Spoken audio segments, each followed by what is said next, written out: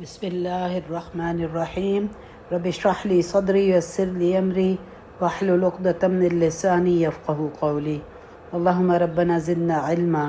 یا معلم ابراہیم علمنا یا مفاہم سلیمان فہمنا۔ سیرہ میں ہم لوگ یہ کور کر رہے تھے کہ کس طرح سے جو اب اذیتیں تھیں وہ آپ صلی اللہ علیہ وسلم کو بھی دیں، یعنی جسمانی اذیتیں بھی دیں اور ایموشنل بھی دیں، اور یہ ہم نے دیکھا تھا کہ کس طرح سے آپ کے اوپر اوجھڑی لا کے پھینکی گئی۔ اب فائنلی کیا ایک ہی راستہ تھا ان کے پاس کہ وہ آپ کی قتل کی پلاننگ کی ابتدا ہو گئی، کیونکہ اس بات پہ اب وہ لوگ اس بات پہ مجبور ہو گئے تھے کہ اس جو اسلام کی دعوت ہے اس کو ختم کرنے میں صرف ایک ہی چیز ہے، اور وہ یہ ہے کہ آپ صلی اللہ علیہ وسلم کے قتل کر دیا جائے۔ تو جب یہ پلاننگ شروع ہوئی تو کسی نے پڑوسی نے آ کے فاطمہ رضی اللہ عنہ کو بتایا، تو انہوں نے فوراً آ کے اپنے والد کو بتایا، تو آپ صلی اللہ علیہ وسلم نے کہا کہ تم فکر نہ کرو، اللہ میری حفاظت کرے گا، مجھے پانی لا دو۔ اور میں وضو کر کے، آپ نے وضو کیا، آپ کعبہ گئے اور دعا کی کہ اللہ تعالیٰ آپ کو دشمنوں سے محفوظ رکھے۔ دشمنوں کے پاس ہتھیار موجود تھے، وہ تیار تھے آپ کو مارنے میں۔ یہ واقعہ تقریباً اینڈ آف مکن ایرا کا ہے، تقریباً 8ویں سال کے، یعنی کہ اس کے کچھ ہی عرصے بعد پھر ہجرت ہو گئی تھی۔ تو آپ صلی اللہ علیہ وسلم نے کہا، گئے کعبہ گئے اور وہاں جا کے عبادت کی، اور یہ جتنے بھی لوگ تھے جن کے پاس وہ ہتھیار تھے اور وہ مارنے کو تیار بیٹھے تھے، وہ کچھ بھی نہ کر سکے، پیرالائز ہو گئے۔ بس آپ نے مٹی اٹھائی اور مٹی اٹھا کے ان کی طرف پھینکی اور یہ کہا شاہت الوجوہ، کہ تمہارے چہرے جو ہے نا وہ ان کے اوپر اللہ کا کرس ہو۔ اور یہ کہہ کے آپ نے کیا تو اس سے یہ ہوا کہ وہ پیرالائز ہو گئے اور بالکل ہل بھی نہ سکے، اپنی جگہ سے بھی نہ ہل سکے۔ اور یہی بات ہے کہ بہت سی اذیتیں اور بھی بہت سے معاملات ہیں جس میں کہ آپ کو قتل کی کوشش بھی کی گئی، مارنے کی کوشش بھی کی گئی۔ یہ ایک نہیں تھا، بہت سے تھے، لیکن ہر ایک کی ڈیٹیل میں ہم نہیں جا سکتے۔ اور اسی طرح بہت سی آزمائشیں بھی آئیں۔ تو ہم یہ جانتے ہیں کہ خباب بن ارد جو تھے، انہوں نے پھر جب اتنی ان کو تکلیف دی گئی کہ یعنی کہ ان کے جو جسم تھا وہ عورت ان کو جلاتی تھی، تو ایک دن وہ مجبور ہو کے آپ صلی اللہ علیہ وسلم کے پاس گئے اور آپ صلی اللہ علیہ وسلم سے کہا کہ متى یا رسول اللہ، کہ یہ کب تک ہوگا؟ تو اس پہ آپ صلی اللہ علیہ وسلم جو تھے وہ آرام سے بیٹھے ہوئے تھے، بیٹھ گئے، سیدھے ہو کے بیٹھ گئے، اور انہوں نے آپ صلی اللہ علیہ وسلم نے فرمایا کہ تم سے پہلے بھی بہت سے لوگ آزمائے گئے اور اس سے بدتر طریقے سے آزمائے گئے تھے، یعنی اس سے پہلے جو لوگ تھے تم سے بدتر طریقے سے آزمائے گئے تھے۔ وہ لوہے کی کنگھی سے ان کے جسم کو چھلنی کیا جاتا تھا، گوشت اتارا جاتا تھا، اور ایک چھری تھی جس سے ان کو آدھا آدھا کر دیا جاتا تھا، لیکن وہ اس کے باوجود اللہ کی عبادت سے نہ لوٹے۔ اور آپ نے فرمایا کہ میں قسم اٹھاتا ہوں ذات کی، یہ جس نے مجھے بھیجا ہے میں اس دنیا میں، کہ اللہ اس دین کو پتہ کرے گا، یتم اللہ ھذا الامر، کہ اللہ تعالیٰ جو ہے اپنا یہ دین جو ہے وہ مکمل کرے گا، یہاں تک کہ ایک عورت تنہا حضر الموت سے ثنا تک اکیلی آئے گی اپنے شیپرڈ کو لے کے، اور اس کو صرف اللہ کا اور بھیڑیے کا ڈر ہوگا اور کسی کا خوف نہ ہوگا۔ اور یہ ایسا ہی ہوا اسلام کے عروج کے زمانے میں۔ سب نے دیکھا کہ اسلام کے عروج کے زمانے میں اتنا پیس ہوتا تھا کہ لوگ اپنی دکانیں کھلی چھوڑ جاتی تھے۔ یہ تو اس زمانے کی بات ہے جب میں ابھی چند سال پہلے مکہ میں تھی۔ اس زمانے میں یہی ہوتا تھا کہ جیسے ہی اذان ہوتی تھی سب اپنی دکانیں چھوڑ کے نماز میں چلے جاتے تھے، اور ان کا سامان وہاں پہ ایسے ہی کھلا ہوا پڑا ہوا ہوتا ہے، کوئی اس میں سے سامان اٹھاتا نہیں ہے۔ یہ آج بھی وہاں پہ ہوتا ہے کہ جب اذان ہوتی ہے تو آس پاس کے قریب کے دکان والے جو تھے، اب تو خیر قریب کے سارے بازار انہوں نے ختم کر دیے ہیں، یہ اس وقت کی بات ہے جب کہ آس پاس سارے بازار تھے، تو جیسے ہی اذان ہوتی تھی وہ دکانیں خالی چھوڑ کے چلے جاتے تھے نماز کو اٹینڈ کرنے کے لیے جو حرم کے پاس ہوتے تھے، اور کوئی بھی اس میں سے کچھ نہ اٹھاتا تھا، کوئی چیز چوری نہیں ہوتی تھی۔ تو یہ تو ابھی آج کی بات ہے۔ تو اس زمانے میں جب کہ اسلام عروج پہ تھا، تو آپ سوچیں کہ کیا یعنی حال ہوگا اس وقت مسلمانوں کی حفاظت کا اور سکون کا اور راحت کا، جب ان کا عروج تھا۔ اور وہ اس زمانے کے مسلمان بھی جو تھے نا، وہ بہت ہی زیادہ اسلام میں آگے تھے۔ بہرحال اس کے بعد جو سوال ایک آتا ہے انسان کے ذہن میں کہ جب کہ یہ تو دین بھی حق تھا، اور ہمیں یہ پتہ ہے کہ رسول پاک صلی اللہ علیہ وسلم بھی حق دین لے کر آئے تھے، صحابہ ان کے بہترین ساتھی تھے، لیکن اس کے باوجود ہم یہ دیکھتے ہیں کہ اتنی تکلیفیں کیوں آپ کو دی گئیں، جبکہ آپ تو حق پہ تھے۔ تو ایک بات سب سے پہلی جو نظر آتی ہے وہ یہ ہے کہ اللہ کا مقصد جو ہے وہ دنیاوی زندگی میں سہولت ضروری نہیں ہے، راحت آخرت میں رکھی ہے اللہ تعالیٰ نے۔ اللہ تعالیٰ سورہ ملک میں کہتا ہے نا کہ خلق الموت والحیات لیبلوکم ایکم احسن عملا، کہ اس نے تمہیں یہ موت اور زندگی دی ہے تاکہ وہ تمہیں آزمائے کہ اس سے بہترین عمل، یعنی کہ سب سے اچھا عمل کون لے کر آتا ہے۔ اللہ تعالیٰ فرماتے ہیں وَالَّذِي أَضْحَكَ وَأَبْكَى، وہی وہ ذات ہے جو رلاتا بھی ہے اور ہنساتا بھی ہے۔ یعنی یہ اللہ تعالیٰ ہی کا یہ اصول ہے کہ جنت کو حاصل کرنے کے لیے اللہ کی خوشنودی چاہیے، اس کی مرضی چاہیے۔ یاد رکھیں ہم اپنے کسی عمل سے جنت نہیں کما سکتے، ہمیں اللہ کو راضی کرنا ہے، پھر جا کے اللہ تعالیٰ جو ہے وہ انشاءاللہ جنت عطا فرمائے گا۔ سورہ العنکبوت میں اللہ تعالیٰ فرماتے ہیں کہ احسب الناس ان یترکوا ان یقولوا آمنا وهم لا یفتنون، کہ اللہ تعالیٰ فرماتے ہیں کہ کیا لوگوں نے یہ سمجھ لیا ہے کہ وہ کہیں گے ہم ایمان لائیں اور وہ آزمائے نہ جائیں گے؟ تو اللہ تعالیٰ فرماتے ہیں وَلَقَدْ فَتَنَّا الَّذِينَ مِن قَبْلِهِمْ، اور بے شک ہم نے آزمایا جو ان سے پہلے تھے، فَلَيَعْلَمُنَّ اللَّهَ الَّذِينَ صَدَقُوا وَلَيَعْلَمَنَّ الْكَاذِبِينَ، تاکہ اللہ جان لے کہ صدق کے ساتھ کون قائم رہتا ہے اور جو جھوٹا ہے وہ بھی۔ تو یہ ساری چیزیں کس لیے اللہ تعالیٰ نے دی، کہ تکلیفیں کیوں دیں؟ کیونکہ اللہ تعالیٰ آزمانا چاہتے تھے کہ وہ کون جو ہے دین کے اوپر ثابت قدمی رکھتا ہے اور کون جو ہے نا وہ دین سے تھوڑی سی مشکلات آنے میں ہٹ جاتا ہے۔ اور یہ آج بھی ہے، دیکھیں کہ آج ہمیں بھی اللہ تعالیٰ آزماتا ہے کہ ہم پہ ذرا سی مشکل آتی ہے، تھوڑی سی مشکل آتی ہے، ہمیں نزلہ ہو جاتا ہے، زکام ہو جاتا ہے، اور ہم کیا کہتے ہیں کہ آج میں سنت چھوڑ دیتی ہوں، صرف فرض پڑھ لیتی ہوں۔ کیوں؟ کیونکہ مجھے بہت میری طبیعت خراب ہے، آج میڈ نہیں آئی ہے تو میں آج کی نمازیں مشکل ہے پڑھنی، تو میں کیا کروں گی، میں قضا پڑھ لوں گی۔ قضا کر لیتے ہیں بڑی آسانی سے۔ پھر یہ کہ اگر ہمیں کسی ایسی جگہ پہ جانا ہو جہاں پہ کہ بہت ایلیٹ لوگ آ رہے ہیں، اور وہاں پہ اگر میں ایک سر کے اوپر حجاب لینے والی ہوں تو لوگ کیا کہیں گے کہ یہ ایک ہی ہے جو کہ حجاب لینے والی ہے، لوگ باتیں بنائیں گے، تو میں یہاں پہ آج حجاب اتار دیتی ہوں، پھر کر لوں گی۔ تو یعنی ہم خود بھی اگر اپنے آپ کو دیکھیں تو کتنی چھوٹی چھوٹی باتوں پر ہم جو اسلام کے بیسک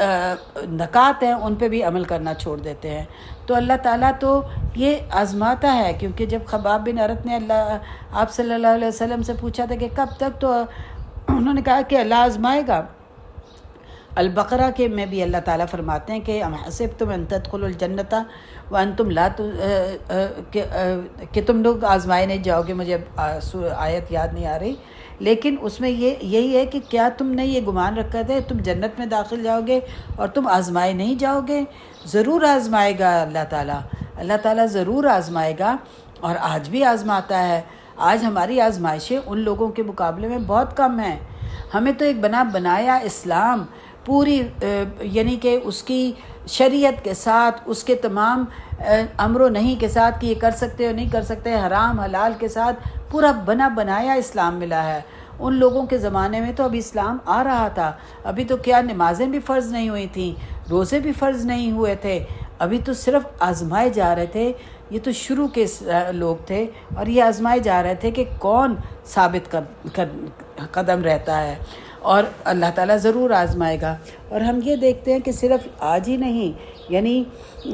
جو روم کے زمانے میں جب روم تھا تو ظاہر کہ ارلی جو کرسچنز تھے وہ اس وقت ایتھیزم تھا، وہ جو بھی ان کا دین ہوگا، کرسچینٹی جو تھی وہ اسلامی تھا اس زمانے کا، تو جو ارلی کرسچنز تھے وہ بہت بری طرح آزمائے گئے۔ یہ جو ایمپرر نیرو تھا، رومن بادشاہ تھا،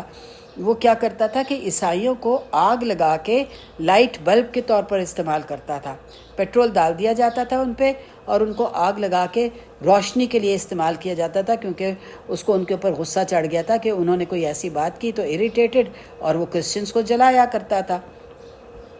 تو یہ سب آزمائشیں جو ہیں یہ آتی ہیں، اللہ تعالیٰ ہمیں آزمائے گا ضرور، وہ یہ ضرور دیکھے گا کہ ہم کتنے پکے ہیں اپنے ارادوں میں، کہ ہم چھوٹی چھوٹی باتوں پہ اسلام کے چھوٹے چھوٹے جو اب ہم اسلام سے ہم نان مسلم اور نان مسلم کا تو سوال نہیں ہے، ہم تو مسلمان ہی ہیں، لیکن الحمدللہ ہم مسلمان ہیں، لیکن ہم کیا کرتے ہیں، ذرا سی تکلیف آتی نہیں ہے، کچھ ہوتا نہیں ہے تو ہم نمازیں چھوڑ دیتے ہیں، ہم روزے چھوڑ دیتے ہیں۔ آج میرے سر میں درد ہے، میں روزہ نہیں رکھ سکتی، آج میری انگلی میں درد ہے، میں روزہ نہیں رکھ سکتی۔ مطلب چھوٹی چھوٹی باتیں ہیں اور اس کی وجہ سے ہم اسلام کی اصولوں پہ عمل نہیں کرتے ہیں۔ اور دوسری بات جو بتائی جاتی ہے کہ کیوں ان تکلیفوں کو دیا اللہ نے دین، کیونکہ انہی تکلیفوں کی وجہ سے صحابہ کرام کے مقام بلند ہوئے۔ ان کو آج کے مسلمانوں پر فوقیت کیوں دی گئی؟ کیونکہ ان تکلیفوں کی وجہ سے جو انہوں نے سہی، ہم تو ان کی یعنی کہ ایک جسے کہتے ہیں نا رتی، وہ بھی نہیں سہ رہے ہیں، تو انہوں نے تو ان سے بہت زیادہ، ہم سے زیادہ تکلیفیں سہی، اسی وجہ سے ان کے مقابلہ جو ہے وہ ان کا درجہ بلند ہے۔ اسی لیے اللہ تعالیٰ نے ان کے بارے میں کہا رضی اللہ عنہم ورضوا عنہ، کہ اللہ ان سے راضی ہوا اور وہ اللہ سے راضی ہوئے۔ سارے صحابہ کا بھی مقام دیکھیں کہ ایک جیسا نہیں ہے، وہ صحابہ کا بھی مقام فرق ہے، یعنی جو مکہ کے ارلی اس میں لے کر اسلام آئے وہ سابقون اولون تھے۔ یعنی یہ جو مکہ میں شروع میں جس وقت اتنی تکلیفیں تھیں وہ ان کا مقام اور بھی بلند تھا، اس کے مقابلے میں جو مکہ کے فتح ہونے کے بعد اسلام لے کر آئے، جن لوگوں نے رسول پاک صلی اللہ علیہ وسلم کا ساتھ دیا ہجرت سے پہلے دعویٰ کے شروع کے سالوں میں، ان کا مقام بہت بلند ہے مکہ کے ان مسلمانوں کے مقابلے میں جنہوں نے کہ بعد میں اسلام لے کر آئے، فتح مکہ کے بعد لے کر آئے۔ اسی طرح مکہ کے جو مسلمان ہیں ان کی ہائر ڈگری ہے مدینہ کے مسلمانوں کے مقابلے میں، کیونکہ مدینہ میں تو ایک آپ صلی اللہ علیہ وسلم کی حکومت قائم ہو چکی تھی، آپ ہیڈ آف دا اسٹیٹ تھے، آپ سزا دے سکتے تھے، سب کچھ کر سکتے تھے اس زمانے کے مسلمانوں میں۔ تو یہ بہت ہی یعنی کہ اللہ تعالیٰ اسی درجات دینے کے لیے اور یہ دیکھنے کے لیے کہ کون اللہ کے اوپر ایمان لاتا ہے، اس لیے سب کو آزمایا اللہ تعالیٰ نے۔ اب ہم آ جاتے ہیں سیرہ کے اس طرف کہ جیسے مسلمانوں کا نمبر بڑھنا شروع ہوا، یعنی تقریباً 30-40 لوگ اسلام لے آئے تھے، تو اب آپ نے یہ سوچا کہ کوئی نہ کوئی جگہ ہونی چاہیے جہاں پہ کہ یہ اکٹھے ہو سکیں اور عبادت بھی کر سکیں اور جو کوئی فیصلہ بھی کرنا ہے وہ کر سکیں۔ تو کیونکہ کوئی مسجد تو تھی نہیں، کوئی ایسی جگہ نہیں تھی جہاں پہ کہ یہ سارے کے سارے مسلمان اکٹھے ہوتے، اور ہم جانتے ہیں کہ جو سب سے پہلی مسجد جو ہے وہ قباء کی ہے، جو کہ مدینہ میں جا کے بنی تھی۔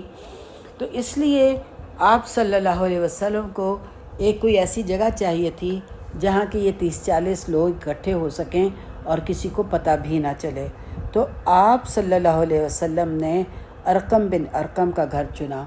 یہ ارقم بن ارقم جو تھے یہ بھی ارلی مسلمان ہونے والوں میں سے تھے، اور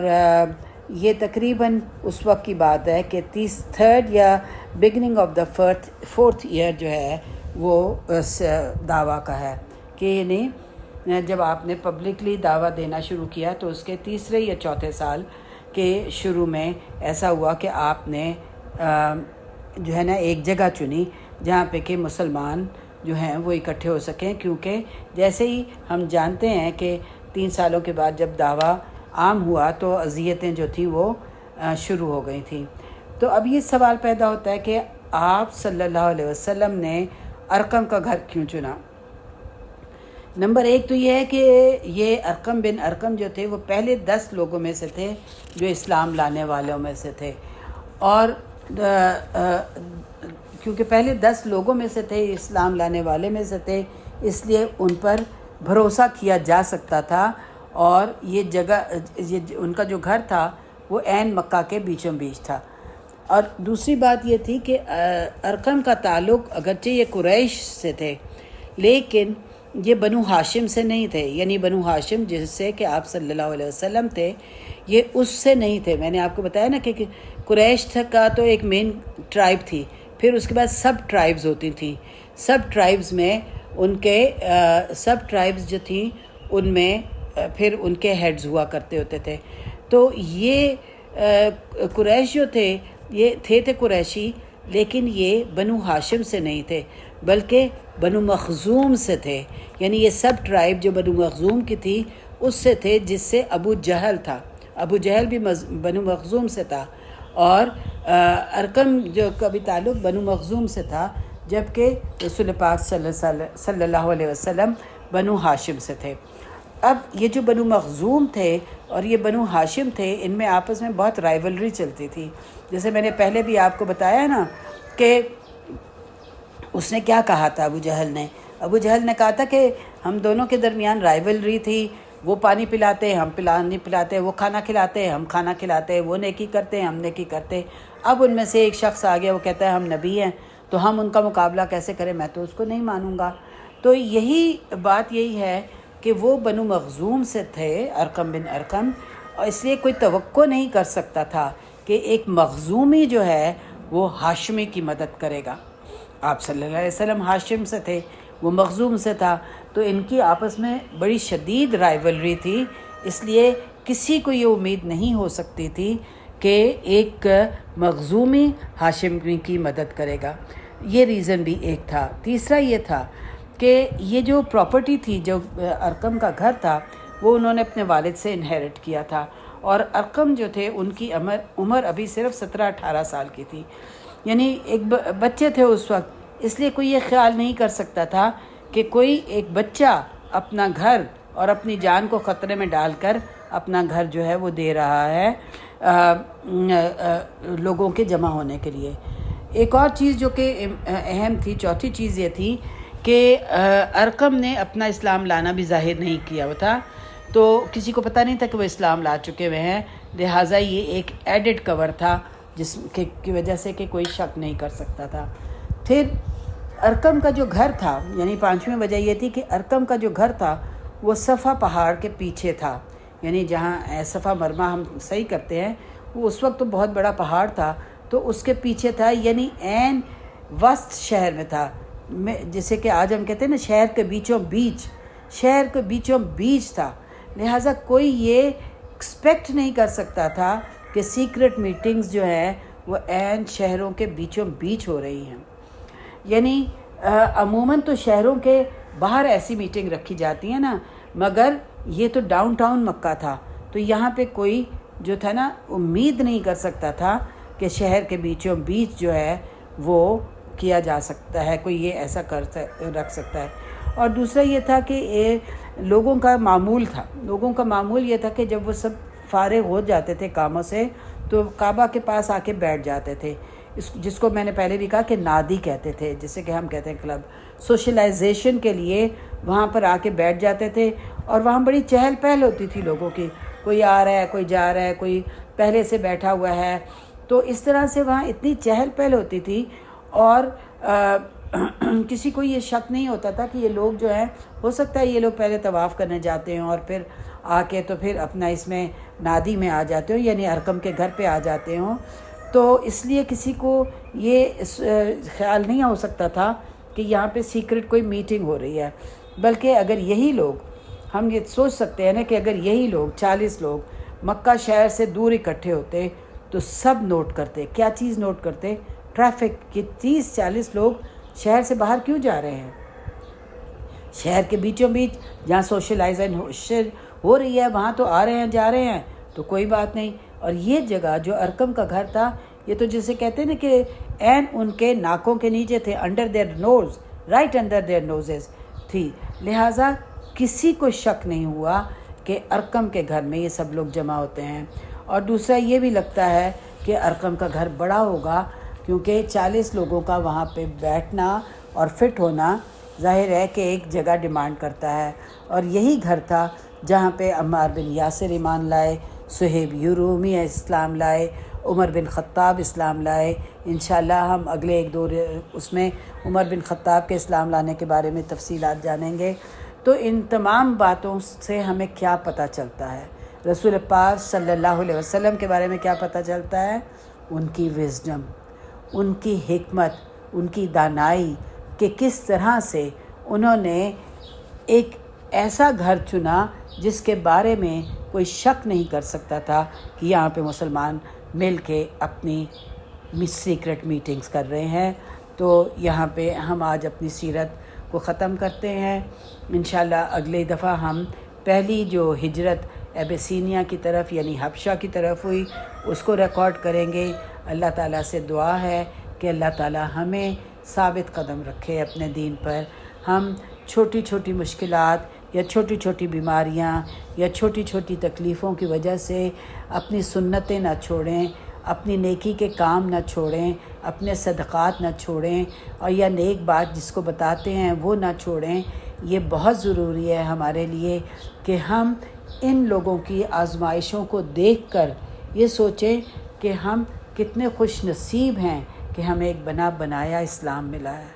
ہمیں آسانی سے ایک اسلام ملا ہے. ہم میں سے کوئی بھی اسلام لا سکتا ہے اور اس کے اوپر کوئی مشکل نہیں آتی ہے. اس وقت جو کہ اس زمانے میں تھی کہ صرف کلمہ لا الہ الا اللہ پڑھنا ان کے لیے موت کے قریب لے کے جانے والا تھا. تو اللہ تعالیٰ کا ہمیں شکر ادا کرنا چاہیے اور اس کی بندگی کوشش کرنی چاہیے کہ ہم اس کی بندگی کا حق ادا کریں، ہم اس کے شکر کا حق ادا کریں. اللہ تعالیٰ ہماری عبادات کو قبول کرے اور ہمیں اس مہینے کی تمام برکات اور اس کی جو آخری راتیں ہیں ان کی تمام تر نیکیاں اور فضیلت عطا کرے. آمین. ربنا تقبل منا انک انت السمیع العلیم وتب علینا انک انت التواب الرحیم. وصلی اللہ علی نبینا محمد وعلی آلہ وصحبہ اجمعین. وآخر دعوانا ان الحمد للہ